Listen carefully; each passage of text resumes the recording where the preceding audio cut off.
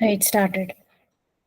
ॐ यो ब्रह्माणं विदधाति पूर्वं यो वै वेदांश्च प्रहिणोति तस्मै तंहदेवम् आत्मबुद्धिप्रकाशं मुमुक्षुर्वै शरणमहं प्रपद्ये असतो मा सद्गमय तमसो मा ज्योतिर्गमय मृत्योर्मा अमृतं गमय ॐ शान्ति शान्ति शान्तिः गुरुर्ब्रह्मा गुरुर्विष्णुः गुरुर्देवो महेश्वरः गुरुर्साक्षात् परब्रह्म तस्मै श्रीगुरवे नमः गुरवे सर्वलोकानां भिषजे भवरोगिणां निधये सर्वविद्यानां श्रीदक्षिणामूर्तये नमः. Okay, so we did 255, 6 and 7. 257 is where we stopped last week. Does anyone have any questions, any discussions before we move on to the next sloka?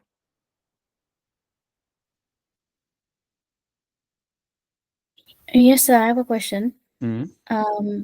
It's not really related to what we did last time, but I've No been problem. listening to the recordings that you had sent. Yeah. And I think it is, I don't remember exactly which shloka it is now, 107 or 108, which is talking about Maya and all this, Karan, Sharinam, and Maya. So my question is, Yeah. if it is really not possible to fully understand Maya, or like, I think at one point you say that it is not logical. Yeah. And so then how can we say that something is a product of it if we don't fully understand it? Okay. So I believe you are referring to the recordings of Vivek Chudamani, correct? Yes, that's correct. Not the recordings of this series, but the recordings of Vivek Chudamani. Yeah. Yes, I've been listening to Correct. that.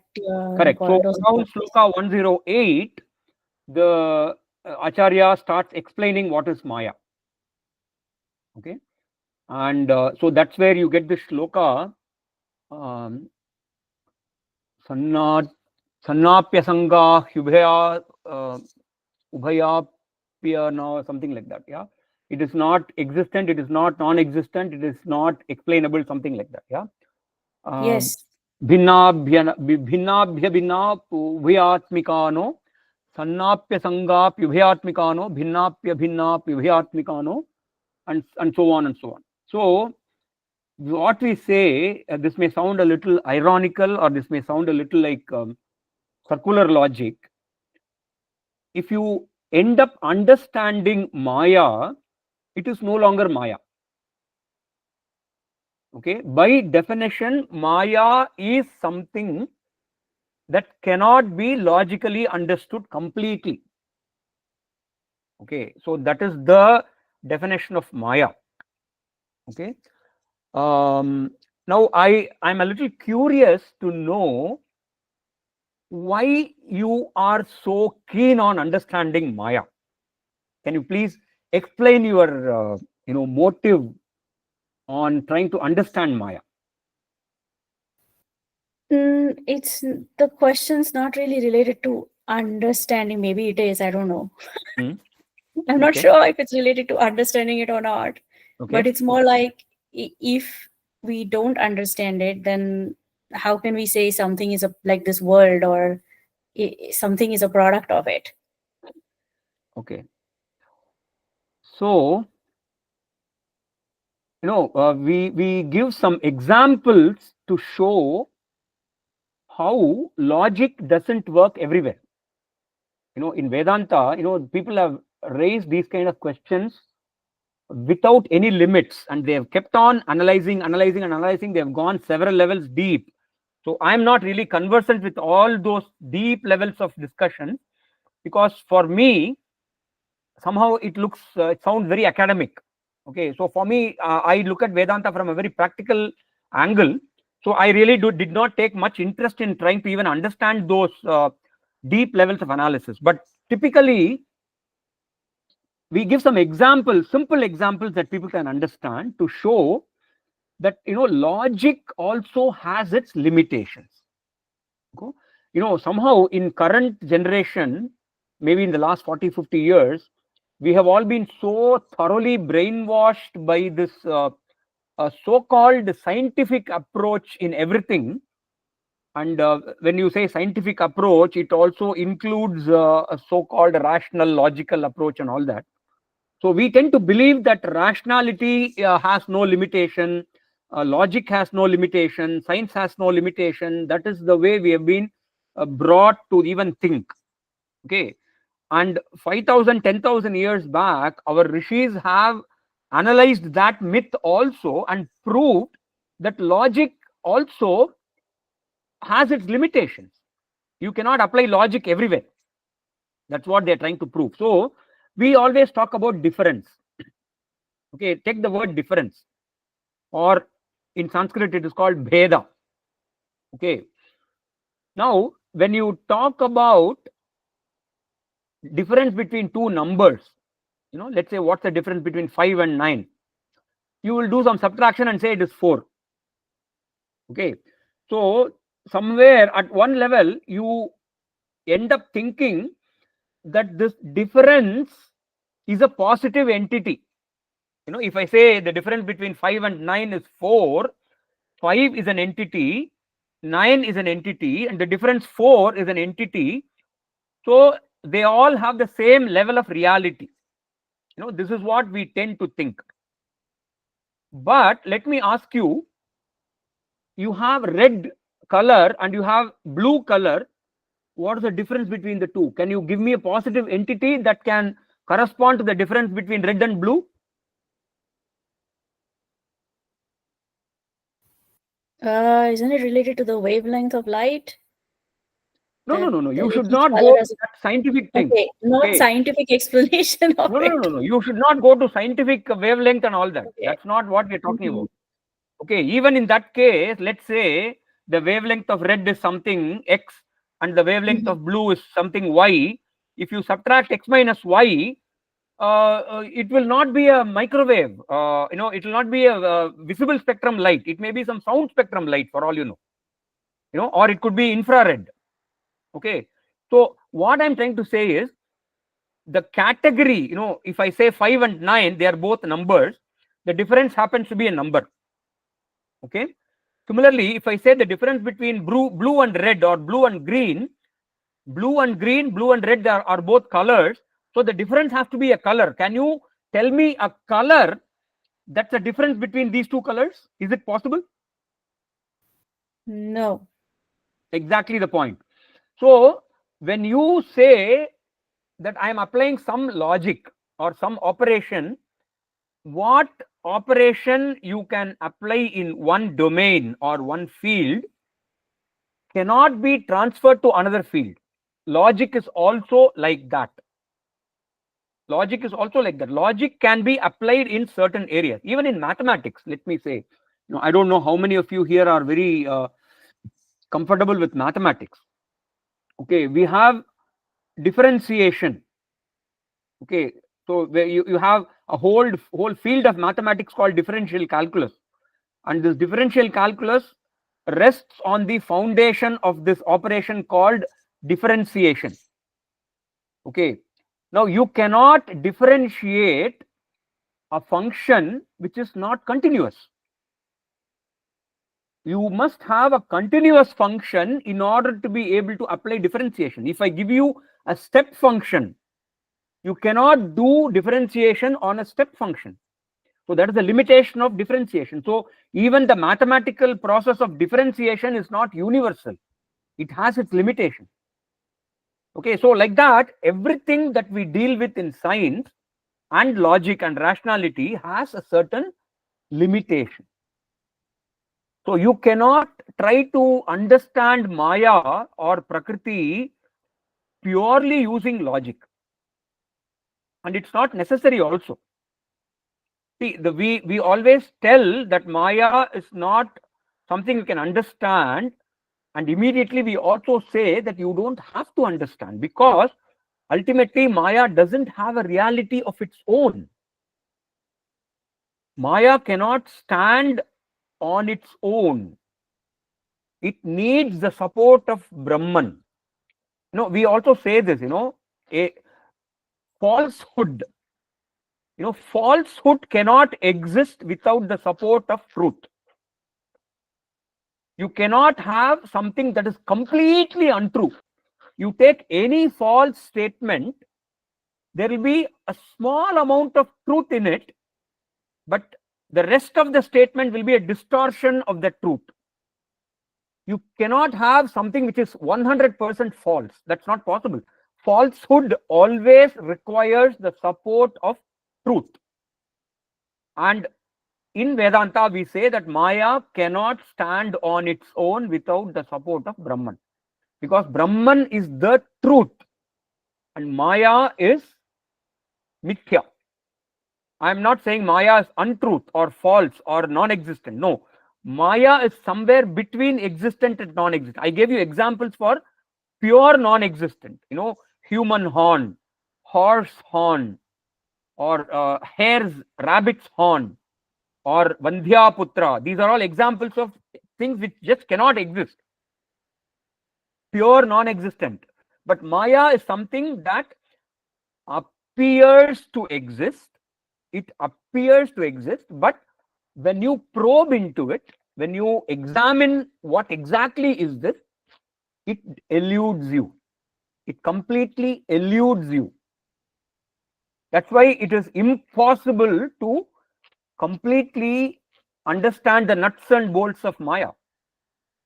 And I gave you also the scientific example. I told you about how science developed and how the atomic theory branched off. There is one branch which goes into particle physics, the other branch which goes to quantum physics, and both of them are trying to prove what is the ultimate principle that supports matter or creates matter. They don't have a conclusion. They've been working for 100 years now.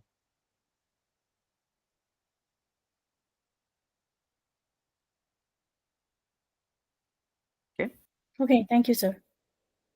Okay. So, anybody else? Any questions before we go? Yes, ma'am. Shwetambari, ma'am. Sir, I was also listening about this Vivek Chudamani recordings, the earlier recordings. Was it in 255, Shloka 255 or 256 that I have forgotten?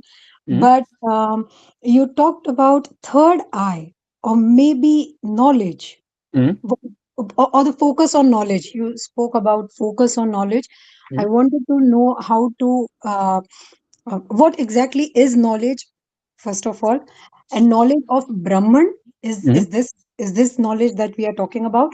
And you said there are different schools which interpret it in a different way. So, is it important to understand or analyze one school, or it doesn't matter in the end which school you are following? You will be, or you will get to this aim that we have to acquire knowledge. Okay, now this is many questions bundled into one. Yes, yes, sir. So, what was the first thing? Yeah, you talked about the third eye. Third Okay. eye. Third eye is it's a symbolic term. Actually, there is no third eye in the sense like your left eye and right eye. There is no third eye. That the knowledge or the wisdom that you acquire by understanding the Vedanta is referred to as the third eye. In the Bhagavad Gita also, in the 11th chapter, Bhagavan says, Divya Chakshu. Natumam shakyase drashtum anenaiva swachakshusha divyam dadami te chakshuhu pashyame yogameshwaram. 11th chapter, I think it is the 5th shloka or 6th shloka. So the word Divya Chakshu. Divya Chakshu is used in the 11th chapter and Jnana Chakshu comes somewhere else. Jnana Chakshusha Pashyanti, 15th chapter, I think. 15th chapter, somewhere in the 9th, 10th, 11th shloka, there is a Jnana Chakshuša. Yatanto yoginashenam pashyanti atmanyavasthitam yatanto kritatmano yenam pashyanti tesaha. Yeah, that was the 4th shloka.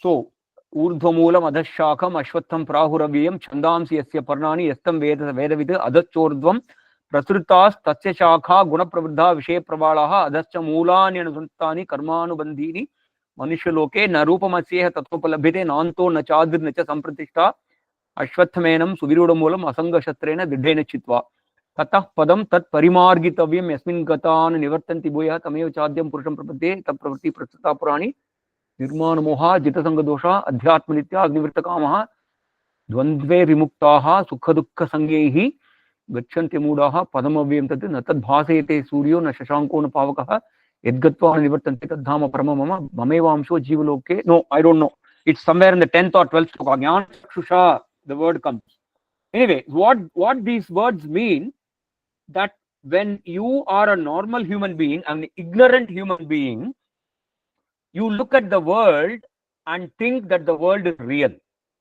You develop some fear and attachment to the world, and your emotions are swayed by what is happening in the world. But after coming to Vedanta and after having learned the Vedantic teachings, you develop the wisdom that this world really has no reality as such. You know, you should be very careful to understand the word reality. Here we define reality as something that is not limited by space and time. Reality is that which is not limited by space and time. So what it means in plain language is that which existed in the past, which exists in the present, which will exist in the future without any limit, and which is existing everywhere, that is reality. And there is only one such entity, that is Brahman, and that is consciousness, that is Chaitanyam. Okay, so that is the topmost, or the what we call Paramarthika Satyam. Then all that we consider as reality in this world, they are all classified as Vyavaharika Satyam, transactional reality, because they all come under space and time. So transactional reality is that reality which is bound by space and time, which is what we experience with our sense organs. All those things that you see, you hear, you touch, you smell, you taste, you know, our experiences are limited by these 5 sense organs, and all your experiences are related to transactional reality. And then there is a third reality which is called subjective reality, one of which is dream. You know, when you are dreaming, while you are in the dream appears very real. You know, if there is a tiger chasing you in the dream, or if you know, if you are driving to catch a train and you are getting delayed and you dream that you missed the train, you know, all those things, the fear will be very real as long as you are in the dream. But once you wake up, you realize that all that was a dream and that's no longer real. Okay, so there are 3 levels of reality. So when we say that the world is not real, we mean that it is not the Paramarthika Satyam, not the absolute reality, but it's a conditional reality. That's what we mean. And that conditional reality is also described by another word called Mithya. Mithya, transactional reality, you know, these are all synonymous words. Okay, now realizing this and convincing yourself about the fact of these teachings eventually gives you wisdom, or that jnana chakshu or the divya chakshu. Okay, and that we also say that's spiritual maturity. That's another word that we use. Spiritual maturity. Okay. Now, I answered your question on jnana chakshu, but then I forgot the rest of the question. Could you please repeat it? Yes, sir. 1 minute. I've written it down. You said that we need to have a focus on this knowledge then. Was that this Yeah, knowledge of Brahman, the consciousness Chaitanya? correct, correct, Yeah? And then correct. you spoke about different schools interpreting it in different Okay. manner. So, see, the thing is, the different schools of philosophies come from the fact at least I'm talking about the Vedantic schools. There are three major schools of Vedanta. There are three major schools of Vedanta. One is called Dvaita school, the other is called Visishtadvaita school, and the third is the Advaita school. And what I am talking to you in the last 20 plus lectures is based on the Advaita Vedanta teaching. Okay. Now, Advaita Vedanta is the only school of Vedanta which talks this language, that there is an absolute reality, there is a relative reality, there is a subjective reality, and the world is mithya. You know, the other schools of thought don't even accept the word mithya. In fact, Visishtadvaitam goes one step and says that even dream is real. They give the same level of reality to dream as they give to the waking world. That is Visishtadvaitam's stand. And they try to, justify it in, different words. But the problem is, all these schools look at the same Upanishad mantras, they read the same Upanishad mantras, but they make, they interpret the mantras differently in different places. So the difference between the schools is basically the interpretational differences. Okay. And I would strongly suggest that once you have come to the Advaita school, until you are thoroughly convinced about Advaita school, you should not really peep into what the other two schools are teaching, because it will disturb and confuse you. Okay. So you have to first be thorough with one school of thought, and then try to see, okay, what are they telling? Does it really sound logical?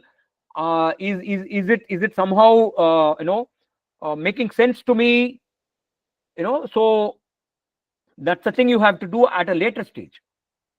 Okay, so if you are really interested, I did have a couple of exchanges for about 1 hour or so with a group of people who come from the Visishtadvaita school.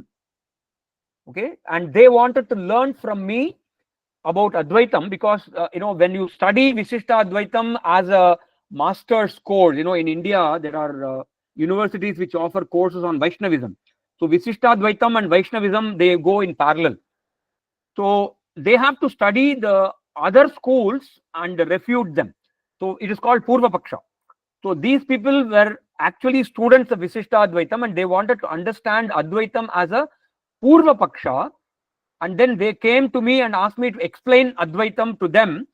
And there were a lot of questions from their point of view.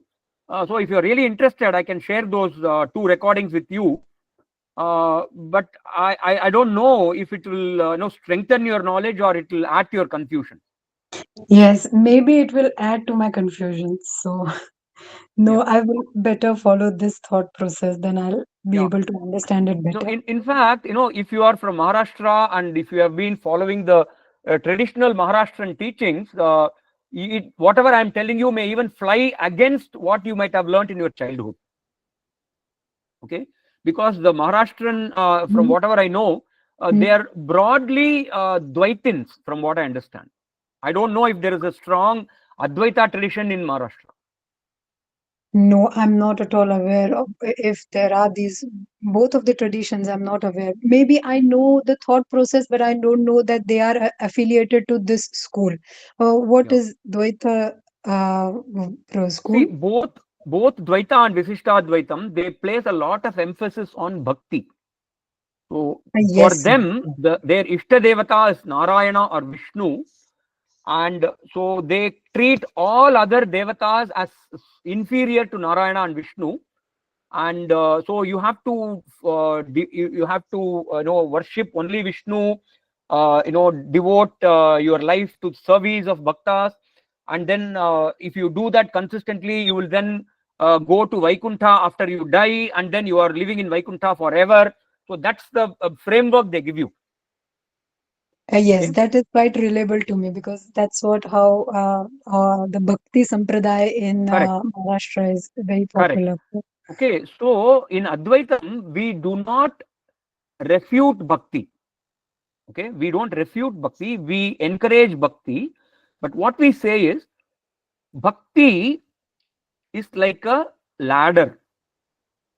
You use the ladder to climb from one level to another, but once you have reached the top level, you have to focus on that level where you have reached and no longer cling on to the ladder.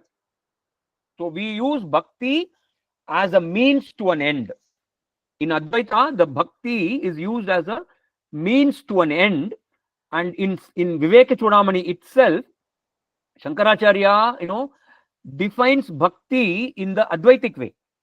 So there is a shloka somewhere in the 50, 60, 70 range, or even 50, before 50, 50th shloka. I don't remember the exact place where it occurs.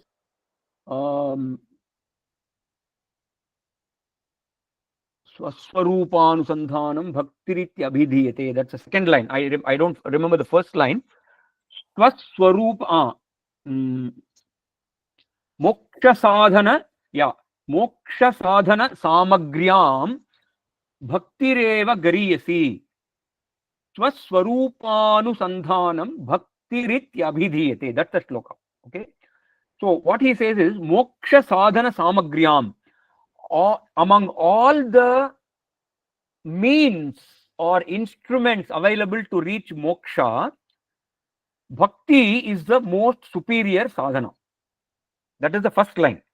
Moksha sadhana samagryam bhaktireva gariyasi. Gariyasi means the heaviest, the most superior. But the second line, he defines bhakti. That's the most interesting part. Swarupa anusandhanam bhaktihi iti abhidiyate. So what is bhakti? Bhakti is to understand one's own true nature. Swarupa anusandhanam. Anusandhanam, normally we translate as research, but here we translate it as enquiry. Enquiry as in inquiry with the help of Vedantic teachings, not independent enquiry. Swarupa anusandhanam, self-enquiry with the assistance and support of the Vedantic scriptures. That is bhakti. Okay. So in Advaita Vedanta, bhakti is used as a means to self-realization. Whereas in the other two schools, bhakti is an end in itself. You don't have to proceed beyond bhakti. Okay. Now, if somebody is a very emotional person attached to the Ishtadevata, then let him continue. We don't say no, what you are doing is foolish. No, we never say that. We say, look, if you are clinging on to bhakti for your life, please do it. That's the best thing for you, because that person is not yet emotionally mature to use his intellect to understand what the Vedanta is actually saying. So if the person is not emotionally mature enough for Vedantic teaching, then it is best that he remains in bhakti, so that at least his focus on moksha is undisturbed. Okay, so what we say is, you cannot come to Advaitam without going through Dvaitam and Visishtadvaitam. But if you are following Dvaitam and Visishtadvaitam without eventually coming to Advaitam, then your journey is incomplete. That is the stand Advaitins take. But that's not the stand the other two schools take. In fact, they go to an extreme and say that Advaita Acharyas will go to hell and they will actually go to a special Narakam. I have heard a lot of people say that Advaita, anybody who teaches Advaitam will go to a special hell reserved for Advaitic teachers. Okay, so that is the difference in attitude that these people show towards one another. Okay, sir. Dhanyawad. Yeah, good. Yes, ma'am. Lalita ji, I think you are coming for the first time. Yes, sir. This is my first time attending this. I've recently joined this Parayanam group, and then I saw this, and it was very interesting. Where do you live? I live in Frankfurt, Germany. Oh, Frankfurt only. Okay. Yeah, Right. yeah. Go ahead. What's your question? I generally listen to Dushyant Sridhar's Upanyasam and everything. he always focuses on Paramatma and as Vishnu. My Ishtadevata is also Vishnu, but I am I have an understanding that um, or my focus is that moving uh, uh, taking that Ishtadevata and then moving to Advaitam, like because my husband is from Kerala and mainly the focus is there is Advaitam, which I also believe that it is true. But then the transition has been very difficult for me Okay. to go from yeah because like you said, maybe I haven't attained this emotional maturity to accept this Advaitam. But my Okay. question is like if I thought Dvaitam and Vashishta Advaitam is both, Vishishtadvaitam. sorry, Vishishta Advaitam is are both same. Like what exactly or in Dvaitam who will be the main Paramatma and what is the exactly the difference in between Yeah. these two? So I really don't know if I covered this in any of the earlier lectures. Maybe I did, but I'll repeat it for you. I'll Okay. probably do it a little more elaborately also. So all the three schools, Dvaitam, Visishtadvaitam, Advaitam, all of them accept a Paramatma, and all of them have a view on the relationship between Paramatma and Jivatma. All of them have that commonality. They all accept a Paramatma, they all accept or they all talk about a certain relationship between the Paramatma and Jivatma. Jivatma is the individual. Okay. Now, in the case of Dvaitam, let us take Dvaitam first. In the case of Dvaitam, Jivatma is never. Oh, she left the call. I think we should give her some time to join back because she asked the question. Yeah. I'm still Are you there, able sir. to hear me now? Yes, yes. Yeah. My call Yeah, got cut. I paused the answer because you had been dropped off. Okay. So in Dvaitam, the Jivatma will always be separate from Paramatma and will always be inferior to Jivatma. That is their stand. Okay. So what is moksham or liberation according to the Dvaitins?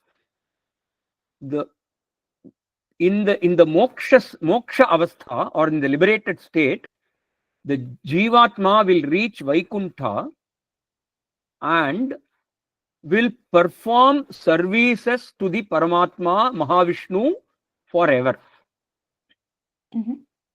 Okay. So for eternity, the Jivatma will be serving the Paramatma. That is the Dvaitic stand. That is the highest. That is the highest that the Jiva can hope for. Okay. Visishtadvaitam goes one step higher or one step better, and what they say is, now this is a very approximate, rough representation of their teaching. Maybe I am not very exact. If you talk to any Visishtadvaita scholar, he will say I am telling this wrong. Okay, but this is the broad picture that I can paint. That the Jivatma, once they reach liberation or moksha, they become part of Paramatma. So the difference is, in the Dvaitam school, you will never be at the same level as Paramatma. In Visishtadvaitam, you will become part of the Paramatma. And what they say is, according to Visishtadvaitam, the Jivatma is of the size of an atom or even smaller than the atom. So they called Anurupam. Yes, So the yes. Jivatma is supposed to be of the Anu size. And the example they give is, just like your body has millions of atoms, Paramatma has millions of Jivatmas forming part of his body. That is their theory. Okay. Now we Advaitins, we don't agree with both. Okay. In fact, we go and say that there is no Jivatma which is separate from Paramatma at all. The existence of a Jivatma is an illusion. That is the stand we take.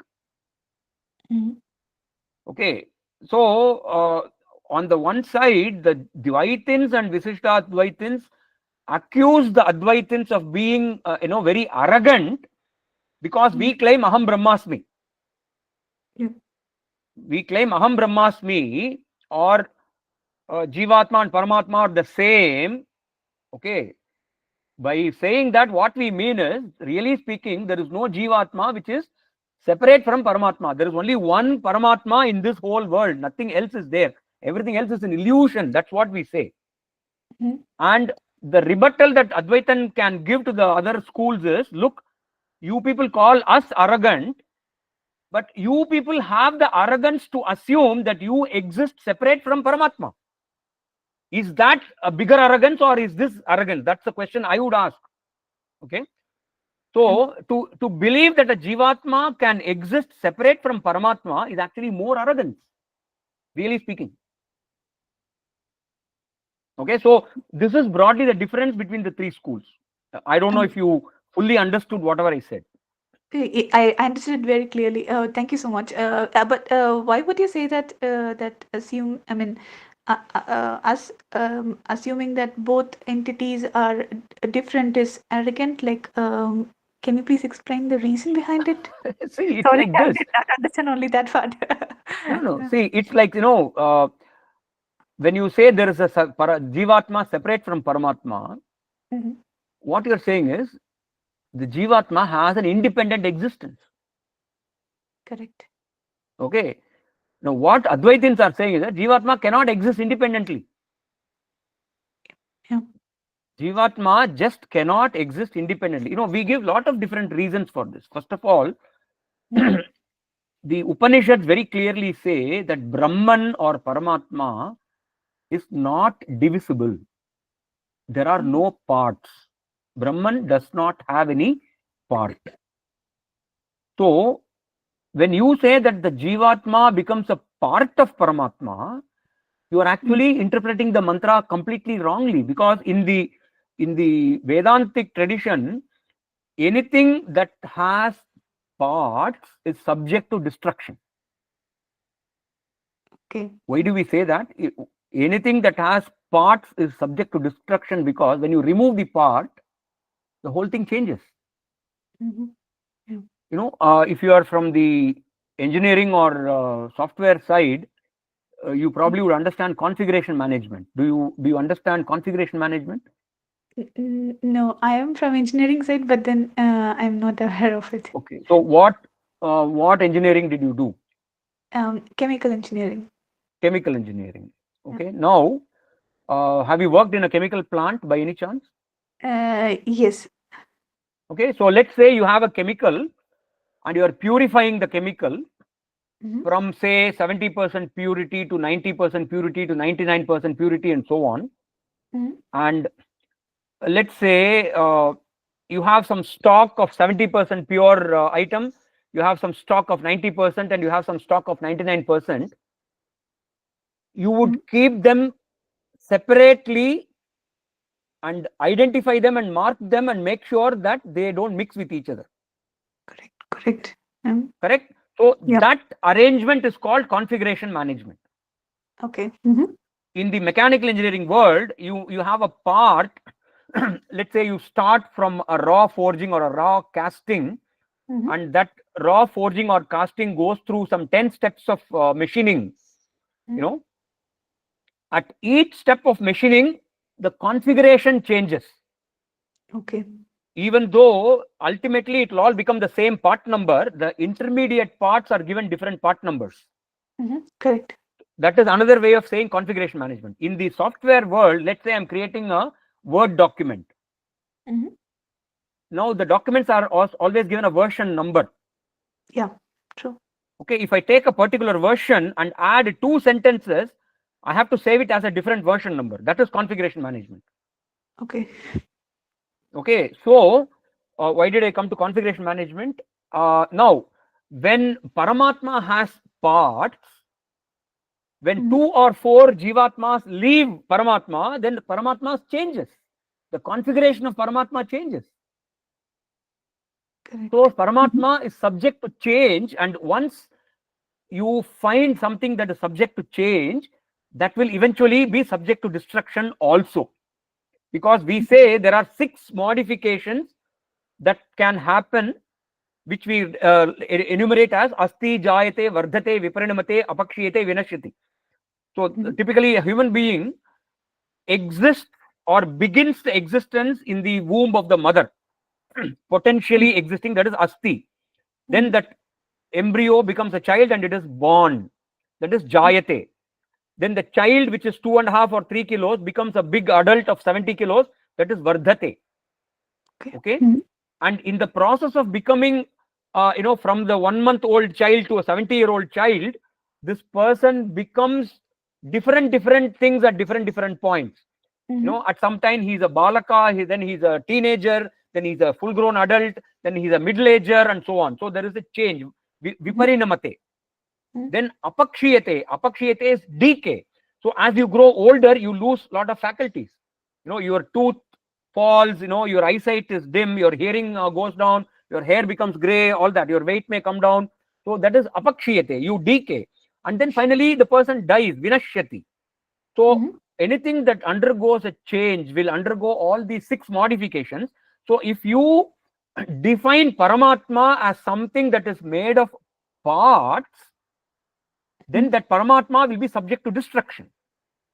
Whereas Paramatma by definition is eternal.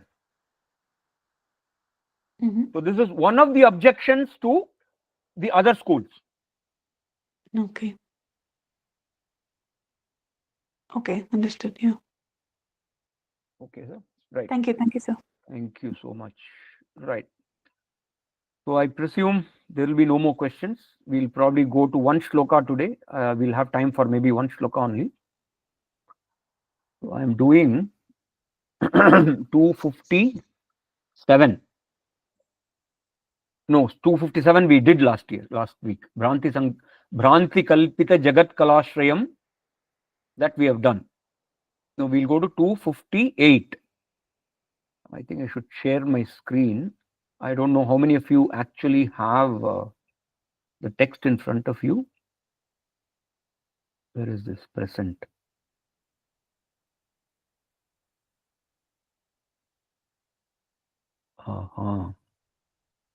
Window Vivek Chudamani. Yeah. Now can you see my screen? Yeah. So 258 is this from here. Janma Vriddhi onwards up to this. This is 258.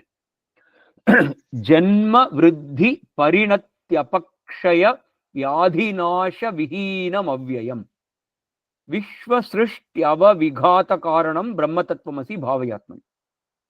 Janma Vriddhi Parinatyapakshaya Vyadhinashana Vihinam Avyayam Vishwa Srishtyava Vighata Karanam Brahmatatvamasi Bhavayatman. So this is exactly what I explained just 2 minutes back. No, I told asti, jayate, vardhate, viparinamate, apakshiyate, vinashyati. Okay, so this list is slightly different. Janma means jayate, vriddhi is vardhate, parinati is viparinamate, apakshaya is apakshaya. Then vyadhi is not mentioned in my original list.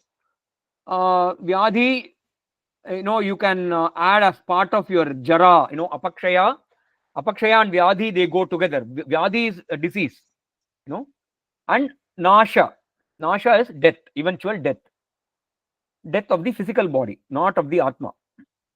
So nashana vihinam means devoid of, without. So Brahman has no janma, no vriddhi or growth, no change, no decay, no vyadhi, no disease, and no destruction. It is avyayam. Avyayam means that which never diminishes. That which never diminishes. Then Vishwa Srishti Avavighata Karanam. Srishti is creation. Ava means sustenance. Vighata means destruction or pralayam.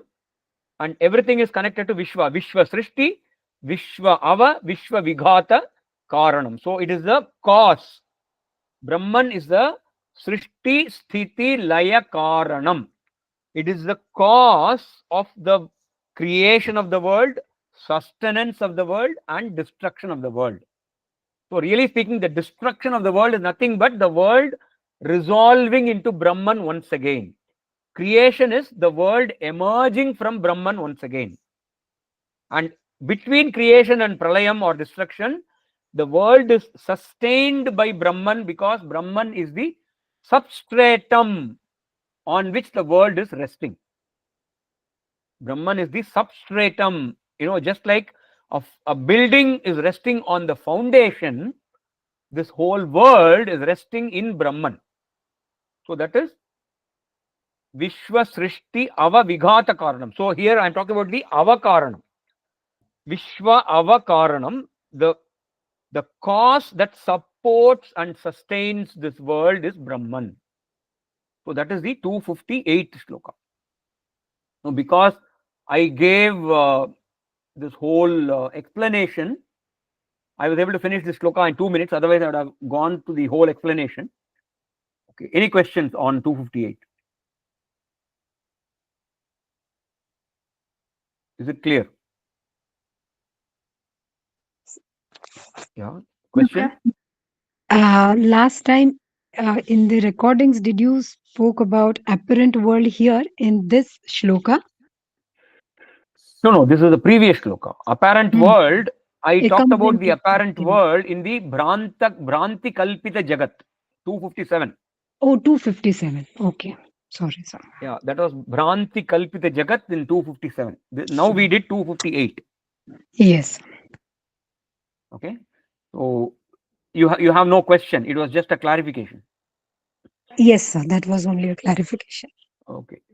We'll try to go to 259. So looks like we can do one more shloka. I'll share my screen again.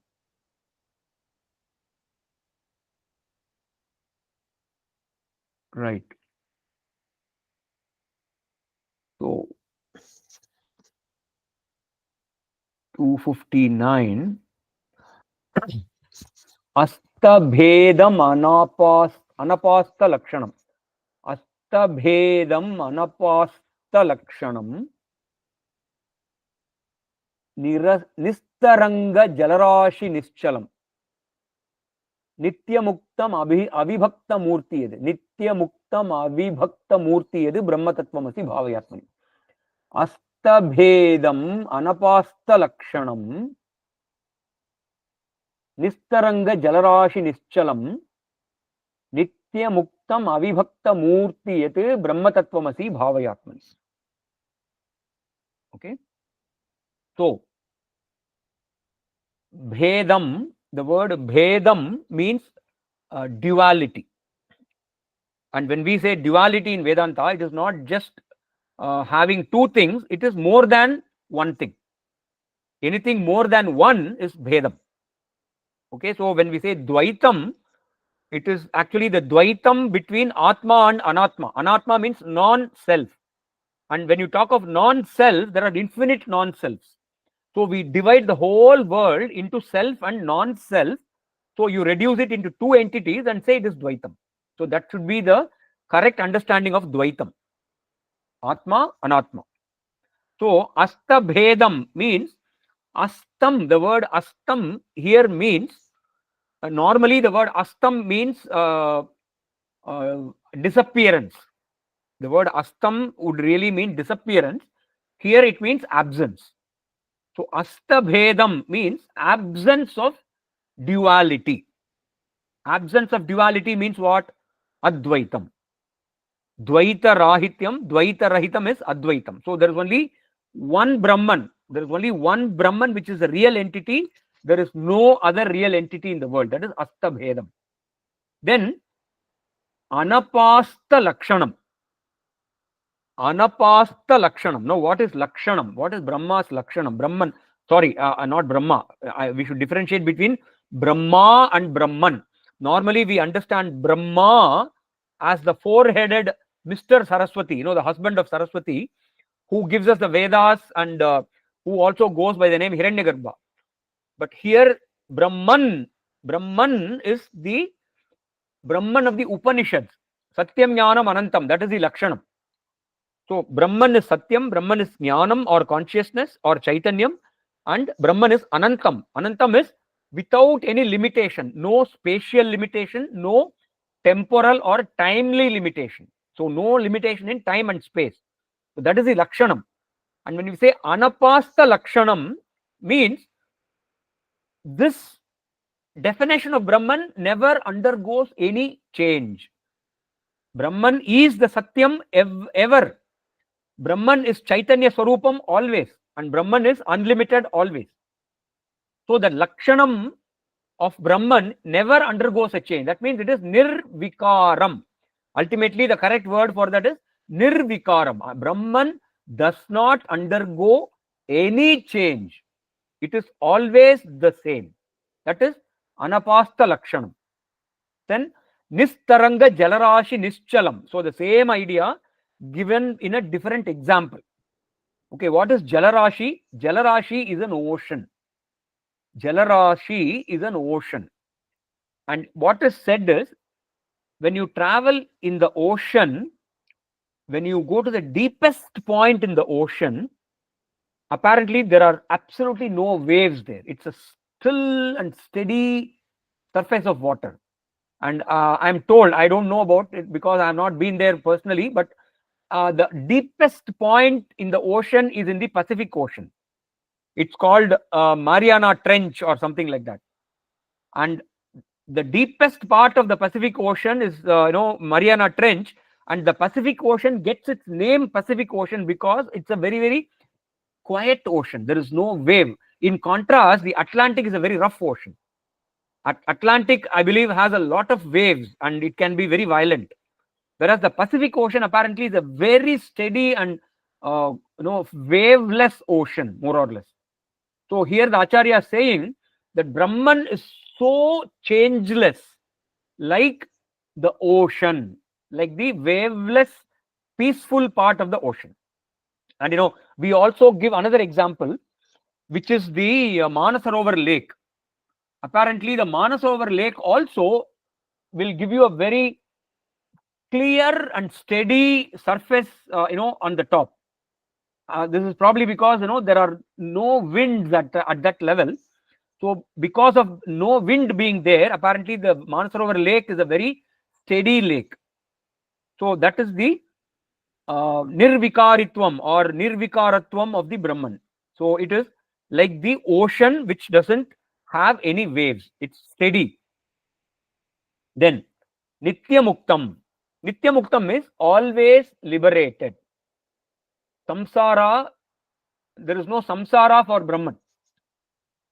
Because the samsara is in the world and the world does not enjoy the same level of reality as Brahman. We say this in different words. We say world is mithya or the world is a transactional reality. And here we say, it is of a lower order of reality than Brahman. That's another term that we use. So since the samsara or the world where we experience all the suffering, since it enjoys a lower level of reality than Brahman, Brahman is free from samsara. That is Nitya Muktam. Then Avibhakta Murti. Avibhakta Murti means it does not have any divisions. There are no divisions. There is no top, bottom, left, right, in, out. All those things are absent in Brahman. Brahman is one single, indivisible entity. It is one single, indivisible entity. In one of the Upanishads, in fact, there are two Upanishads which reflect this, idea. In the Aitareya Upanishad, the mantra begins like Atmava idameva agra asit nanyat kinchana mishat. That's the first line of the Aitareya Upanishad. Atmava idameka evagra asit nanyat kinchana mishat. So idam eka eva. The word eka and eva and nanyat kinchat. These three are important. It was there, that was the only thing there, and there was nothing else. That is the opening line of the Aitareya Upanishad. In Chandogya Upanishad, 6th chapter, there is a line that comes, Sadeva Saumya Idam Agra Asit Ekameva Dvitiyam. Tat. Here the word Brahman is not used, it is Tat. Tateva Saumya Idam Agra Asit Ekameva Dvitiyam. So Sad Eva, that Eva is important. Ekam Eva Advitiyam. So these are all important to show that there is only one reality in the beginning, that was Brahman. And then the world apparently emerged from that Brahman. That is the whole idea in the Upanishad. Okay. So that idea is being given here, Vibhakta Murti. It has no parts. We say, to use another language, Brahman is free from Sajatiya Vijatiya Swagata Bheda.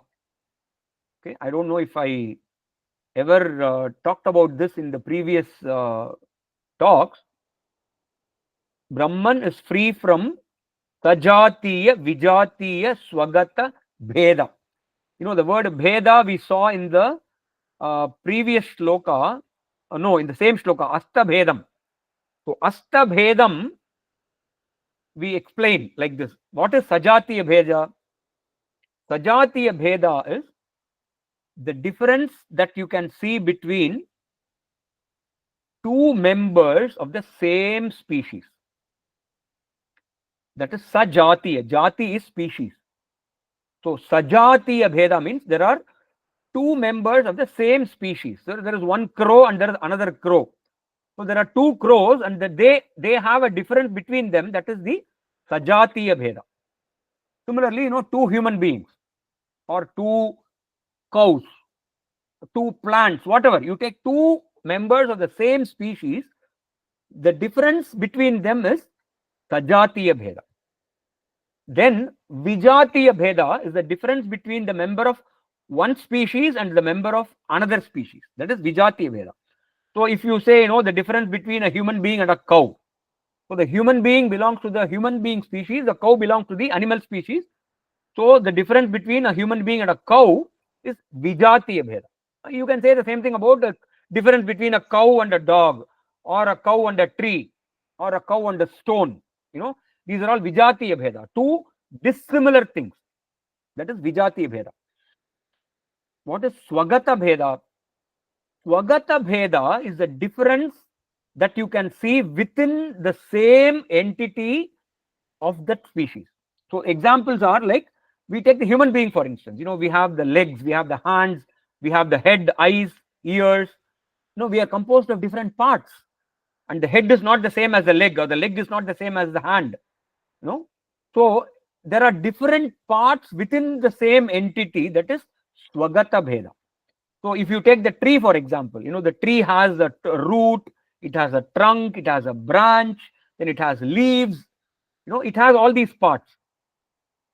So everything that you see around you, every entity is composed of parts. And Brahman is free from all the three differences. It does not have a Sajatiya Bheda because there is no second Brahman. There is only one Brahman, no Sajatiya Bheda. There is no Vijatiya Bheda because, really speaking, there is nothing other than Brahman. So there is no non-Brahman at all. The non-Brahman that you experience is a myth, is a Maya. Okay. So there is no second entity other than Brahman. So it is Vijatiya Bheda Rahitam. And Swagata Bhedam is more important for our discussion because Brahman has no parts. Brahman is one single integral entity without any divisions. So this is the explanation for the Astabhedam and also Avibhakta Murti. The two words are explained by this explanation. Astabhedam and Avibhakta Murti you have to understand as Sajatiya Vijatiya Swagata Bheda Rahitaha. That is the Sanskrit expression. Okay. So we managed to do 2 shlokas, even though we had a lot of discussions and Q&A, which is pretty good progress, I would say. I really like the questions, because the more questions I get, the more I know that the listeners are involved in whatever I'm saying, and they are applying their mind and thinking about what I'm telling. So that's a good that's an encouragement for me. So thank you so much. We'll stop here for today, unless there are some any follow-up questions. We have a much smaller group today than usual, so that's fine. Quality is better than quantity. So yeah, so going by the silence, I presume there are no more questions. So there are questions, but for the next time, sir. Yeah, then please Yeah, remember for to me, write it down, and remember to write it down now itself before you forget, and then we'll talk about it next class. Yeah, Yes, sir. yes. great. So we'll close with the usual shlokas. Yeah. Om Purnamadah Purnamidam Purnat Purnamudachyate Purnasya Purnamadaya Purnameva Vasishyate Sarvesham Swastirbhavatu Sarvesham Shantirbhavatu Sarvesham Purnam Bhavatu Sarvesham Mangalam Bhavatu Sarvepi Sukhinas Santu Sarve Santu Niramayah Sarve Bhadrani Pashyantu Ma Kaschit Dukkha Bhavet. Om Shanti Shanti Shanti. Before you leave,